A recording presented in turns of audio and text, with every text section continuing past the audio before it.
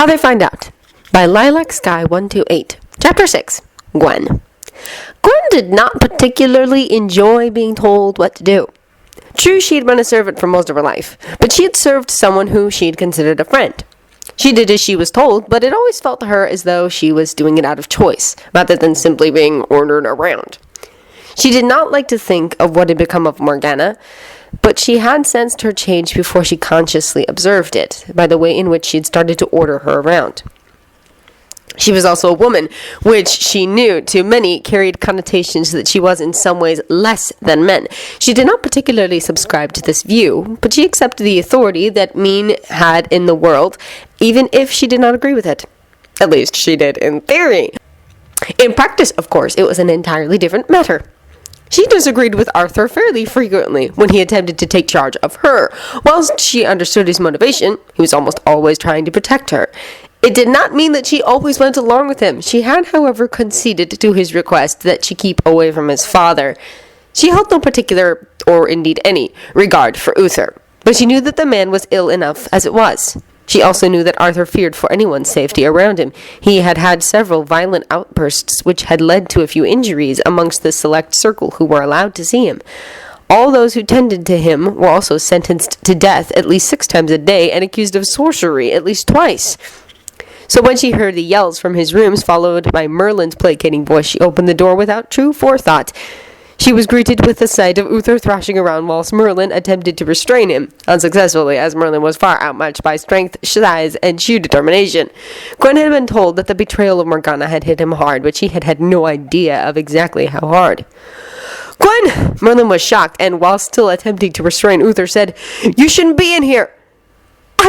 She started, before being shocked into silence by Uther's sudden halting of movement.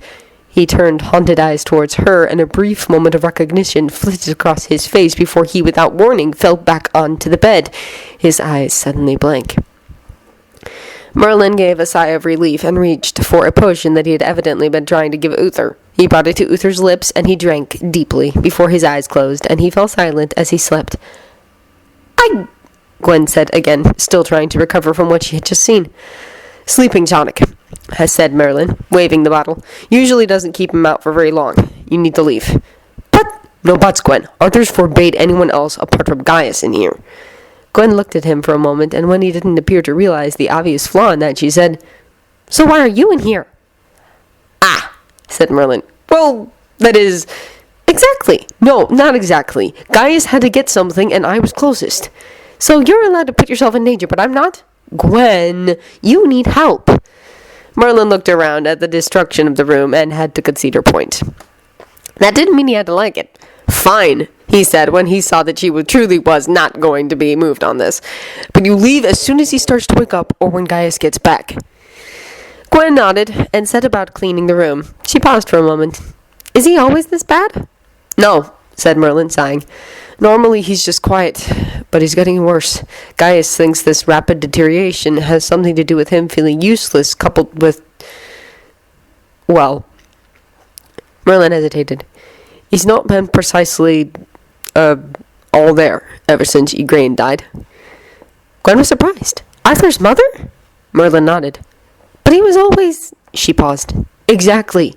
He seemed fine, but he was already making irrational decisions." "Like killing everyone who even mentioned magic," Gwen said slowly. Merlin grimaced. "It kind of makes it..." Gwen stopped, suddenly aware that what they were saying was tantamount to treason. Merlin seemed to know exactly what she was going to say, though. "I know," he sighed. "It makes it hard to hate him." Gwen looked at Merlin curiously. She hadn't been aware that Merlin had hated Uther. Merlin seemed to collect himself to look back at her and shrugged. "He brought a lot of problems on himself," Merlin said, somewhat cryptically, before resuming the making of Uther's bed. They worked in silence for a while, and for a moment it was almost like old times, until Merlin suddenly looked at her and said, "Hey, you shouldn't even be doing this. You're a lady now." The teasing note in his voice betrayed that he was not entirely serious. Gwen grimaced, and Merlin grinned. He knew that she was finding it difficult to adjust. "It's not that I don't appreciate what Arthur's done for me and Elyon," she hastened to say. "You just wish he hadn't done so much." Gwen nodded. Merlin always seemed to know what she was thinking. She sometimes thought that he knew her best of everyone, even Arthur. "It's not that I don't appreciate what Arthur's done for me and Elyon," she hastened to say. You just wish he hadn't done so much." Gwen nodded. Merlin always seemed to know what she was thinking. She sometimes thought that he knew her best of everyone, even Arthur. Although she found it hard to believe she had ever thought of him as anything other than a brother. Merlin smiled. You'll get used to it. You're going to be queen, after all. Gwen looked at Merlin, frowning. The teasing note had gone, and he had said it so casually, a mere fact to be dispensed. You can't know that, she said, turning away. I do, Merlin said simply. Uther began to stir, and Merlin shot a look over to him and then to Gwen. You should go, he said. Gwen took a hesitant step backward, but didn't leave, reluctant to abandon Merlin. When's Gaius going to be getting back? She said. It might be a while, Gwen. He had to make up the potion. I don't think you should be on your own. Merlin smiled, as though slightly amused. I'll be fine, Gwen.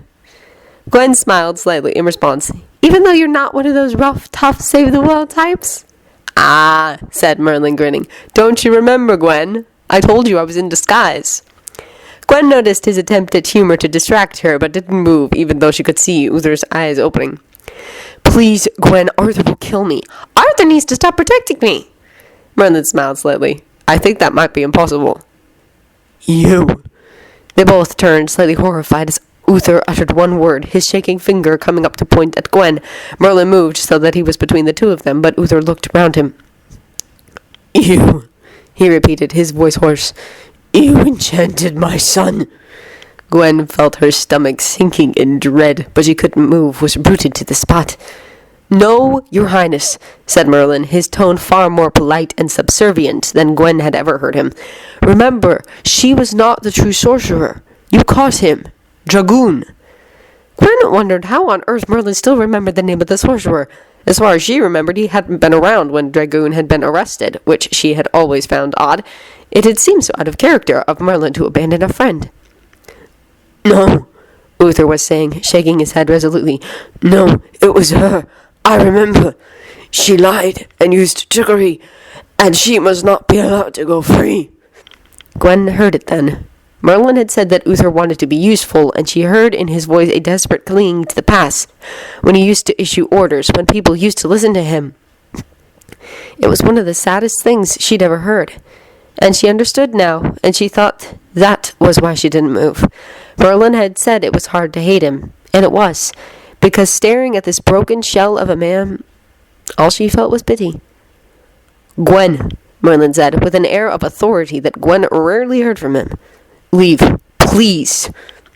She didn't know why she didn't. It could have been those eyes pouring into her, the eyes of the king. It could have been the fact that Merlin looked close to being overpowered. Or it could have been the fact that she was rooted to the spot, frozen in place.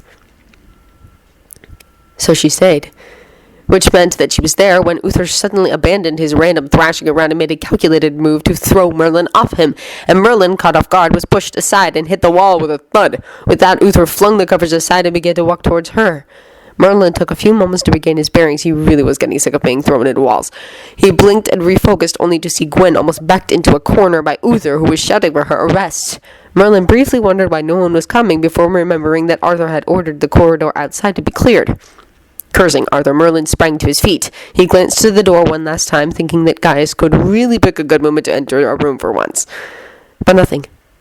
He also briefly debated his course of action. He could easily throw Uther back onto the bed, probably without injuring him, but Gwen... It was too risky, he knew that, and Uther was actually not posing any physical threat to Gwen. Uther had a knife. It took less than a split second for Merlin to make his decision, and an even shorter time to raise his hand and send Uther flying back onto his bed. Uther looked completely bewildered, and when his eyes tracked around the room, he found no one to pin this on. Merlin spoke a few well-chosen words, and Uther sank into a deep sleep, which would hopefully last longer than the previous one. And with that, Merlin turned slowly, still nursing a small hope that Gwen might not have seen any of that. It was dashed the moment he saw her face. Gwen was having trouble as her entire worldview was shaken up before being returned as something she barely recognized. Merlin had magic. Merlin! Her loyal, funny, honest friend! The person who knew her best of anyone! The person who, it turned out, she didn't know at all! And he smiled, a shaky version of a smile that was so painfully familiar. Told you I was in disguise. Gwen remembered. The first time she had met him. She had thought he was joking, and yet There had been something there, an element of truth. And Merlin was so mysterious, at least he had been in those first few days. He had been the boy who had stood up to Prince Arthur, who had insulted and berated him without thought, and then went largely without punishment. He had been the only one alert enough to save Arthur's life that first day.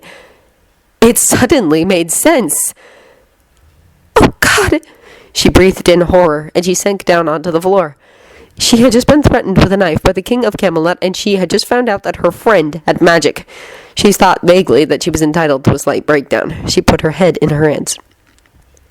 "Gwen," said Merlin, and she registered in some distant way that he sounded nervous. She looked up at him. He was holding the knife. Her confusion must have shown on her face because he glanced down at his hand. "Oh," he said, sounding vaguely surprised. "I took it off Uther, although I'd like to know how he got it." Merlin shook his head, seeming exasperated. "Who thought it was a good idea to leave a knife in here with a man who's lost his mind? I don't know, but..." Merlin trailed off as he looked at her. He laid down the knife carefully on the floor and bent to her level. "Gwen, Merlin?" she said, her voice weak, and she didn't know exactly what she was asking him. "Yes." "You..." She shook her head. "Tell me that was all in my imagination," she said, her voice surprisingly steady. "No, it wasn't. Look, Gwen, You have magic?" She looked up at him as he sighed and nodded. "Yes," he said, his eyes closed. They were interrupted in that moment by Gaius, who walked in to find them both crouched in a corner. "Merlin," he said. "Gwen?" Merlin glanced up at him, his face apologetic. "Gaius," he started. "Does Gaius know?" Gwen interrupted. "Yes," Merlin said. "Gaius knows." "Merlin," said Gaius, his voice stern. Right, yes, you see..." "Merlin," said Gaius again. "Tell me this isn't what I think it is." What is it that you think it is exactly?" Gwen took a deep breath. "Uther woke up," she said, still trying to make sense of the events in the first place. "He was confused. He thought that I should be arrested. He threw Merlin off him. He came at me. He had a knife." Gaius's eyes trailed in horror to the knife on the floor. "Merlin threw him back onto the bed. He put him to sleep, I think, with magic." "Don't look at me like that, Gaius. I had no choice." Gwen thought about that. He had had a choice. He could have left her. He could have saved himself, but he hadn't because he was Merlin. And that wasn't what he did. Which might just mean that, even with magic, he was still the Merlin who was her friend. Gaius sighed. "I see that, Merlin, but..." "I don't understand," said Gwen, not caring that she was being rude. "How can you have magic?" she asked, turning her face to Merlin's. "Well, I was sort of born with it, and Gwen might have been surprised by that, but then her thoughts of Morgana sprang to her mind. She had been born with magic, hadn't she? After always having those strange prophetic dreams? Then she winced. Okay, she thought not the best comparison. But was there a good example? Everyone she had known who had magic had been corrupted in some way. Apart from the druids, they seemed fine. But how could she know? And she remembered how often Merlin and Arthur had gone off with a whole party of knights, only to return with just the two of them. No one was truly sure how Leon managed to survive every time either. But Merlin acted as though he were ordinary. He was a servant. Why would he do that? Why would he pretend to be powerless? "Look, Gwen, I know this is a shock," Merlin sounded desperate, "but I need you to know that I use magic to help people. Mainly Arthur," he said, and then seemed unable to help muttering, "The brat." "And me," Gwen said suddenly, and Merlin started in surprise. "You confessed, didn't you?" she asked, her eyes wide as she looked at him. "You said you were the one who healed my father." Merlin nodded, smiling slightly. "I did. And yes, I was telling the truth.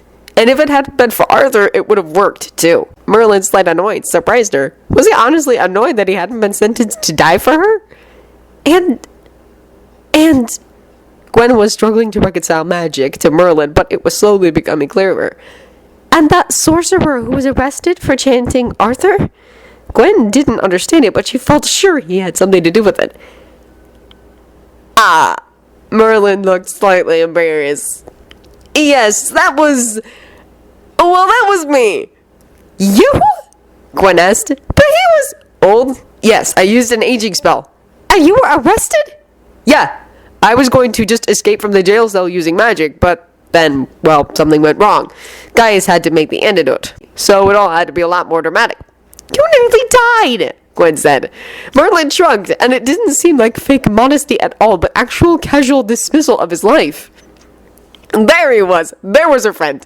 She surprised everyone by throwing her arms around him. Merlin was clearly shocked, but awkwardly returned her embrace. She drew back.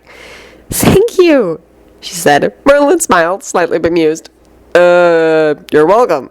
Then he laughed. Although, wait until you hear how many times I've saved Arthur's life. Merlin, said Gaius worryingly, and Merlin seemed to recover himself. Right, he said. Not the time. Anyway, Gwen gasped as another thought struck her. That sword, she said. The one Arthur pulled out of the stone. I knew I recognized it. Yes, said Merlin. You gave it to me. Gwen grinned and Merlin relaxed. There would be other times when Gwen would suddenly think of a day where the day had been saved by some anonymous source. But right now, all she could do was be thankful. Thankful for Merlin. And then, I need to tell Arthur. Gwen! Merlin and Gaius said at the same time. She looked at them, surprised. But you just told me that you've saved his life. That you use magic for good. What's wrong with him knowing? Gwen, Merlin said slowly, I understand your faith in Arthur, and honestly, I also hope he'll accept this, but... Gwen frowned. But you're just not going to trust him? Merlin ran a hand through his hair. It's not that. It's exactly that, Gwen countered. How many people know anyway? Merlin shot a nervous look at Gaius. Well, just Gaius, Lancelot. Merlin sighed before saying quickly, Gawain, Elyon, Leon, Percival. Merlin! Gaius's and Gwen's exclamations came at the same moment, and Merlin winced. What were you thinking? Gaius said, glaring at him. Well, I may have forgotten to mention some of them, but anyone else you've forgotten to mention? Actually, Merlin! You know what? Said Merlin. You're right. I can't think why I didn't tell you. You're taking it so well. This is no time for jokes, Merlin. Who else? Well, Morgana. Gaius threw his hands up in exasperation. Gwen was shocked. My brother knew? She said before waving Merlin's apologies away. In fact, everyone knew? Not everyone, Merlin muttered. Not Arthur, Gwen corrected. You know, Merlin, said Gaius, I have always thought that you should keep your magic secret, even though it seems a virtual impossibility for you. He said, it's starting to look like you really don't have much of a choice. You have to tell him. Merlin closed his eyes. Too many people know, Gaius continued. And Gwen, Merlin opened his eyes, a new level of determination on his face. You're right, he said. I can't ask you to keep this from him. Gwen smiled with relief. I think you're doing the right thing, Merlin. Merlin's expression was one of abject terror. I hope you're right. He cleared his throat. Now, we should probably get out of here before Uther wakes up. And Gaius, he said as he got up, walking out of the doorway with the two of them, how on earth would Uther have gotten a hold of a knife, anyway? As their voices faded down the corridor, there was a slight gust of wind as a raven-haired woman came into view. She frowned at this sudden turn of events before a slow smirk spread across her face. Maybe this would be even better.